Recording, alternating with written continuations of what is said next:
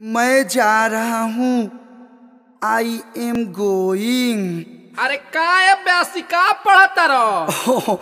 English speaking course कर रहे हैं, नहीं मालूम है? जेकरा खातिर पढ़ता रहू तो शादी करके ससुरा गई। क्या बात करते रहे? ऐसा नहीं हो सकता है।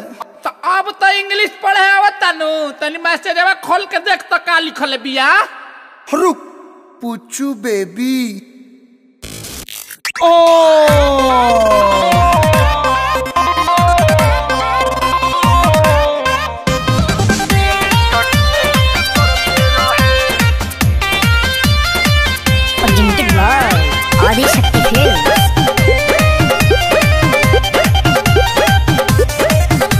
वो लव लव लिखत रही, हम लिव लिव पढ़त रहे। वो किस किस लिखत रही, हम किक किक पढ़त रहे। वो लव लव लिखत रही, हम लिव लिव पढ़त रहे। वो किस किस लिखत रही, हम किक किक पढ़त रहे। अंग्रेजी में है हम जीरो, छुप छुप के आए पढ़ते रहे। Don't try. अबे ट्राई नहीं कराई होता है। वो शादी करके चल गई ससुरा, हम इंग्लिश का कोर्स करते रहे। वो शादी करके चल गई ससुरा, हम इंग्लिश का कोर्स करते रहे।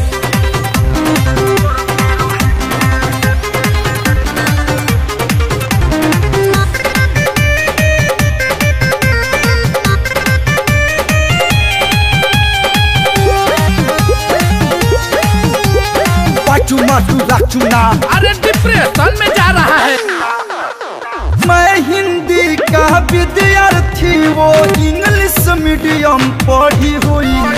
उसका लिखा समझ न पाया, यही से खटिया खड़ी हुई। मैं हिंदी का विद्यार्थी, वो इंग्लिश मीडियम पढ़ी हुई। उसका लिखा समझ न पाया, यही से खटिया खड़ी हुई। मुझसे पट गई है, देख कर सारे फ्रेंड जरते रहे। How are you? I am not fine, लेकिन निकल गई सबसे बड़का डाइन। वो शादी करके चल गई ससुरा, हम इंग्लिश का कोर्स करते रहे। वो शादी करके चल गई ससुरा, हम इंग्लिश का कोर्स करते रहे।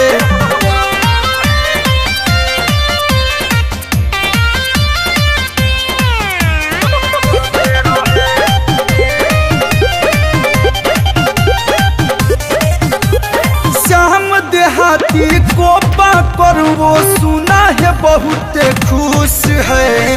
आंसू का भाई पलू दीवाना आज भी मायूस है।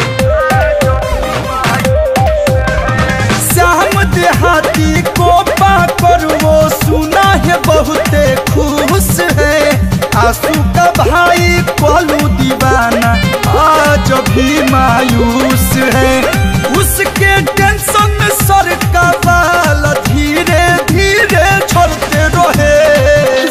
Happy but I am very sad. वो शादी करके चल गई ससुरा, हम इंग्लिश का कोर्स करते रहे। वो मैरिज करके गुंटू ससुरा, हम इंग्लिश